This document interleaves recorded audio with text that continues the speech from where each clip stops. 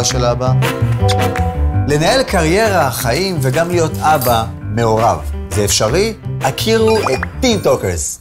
טין טוקרס היא אפליקציה שתעזור לכם לשמור על קשר קרוב עם המתבגרים שלכם. כי בואו, בינינו מי בכלל מבין אותם. טין טוקרס תהפוך אתכם לבסטיז שלהם. היא בעצם מזהה את נושא השיחה הכי טרנדים, והיא שולחת אליהם הודעות כאילו זה אתם. גאוני. ואין לי מושג מה שלחתי. מה המצב רוח? טין טוקרס בעצם מזהה את המצב המדויק לאותו רגע. מדהים.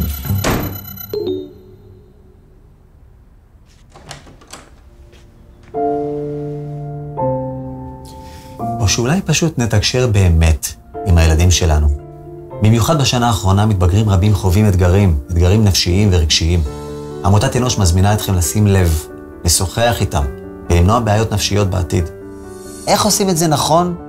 היכנסו לאתר אנוש. עכשיו, זה הילדים שלנו.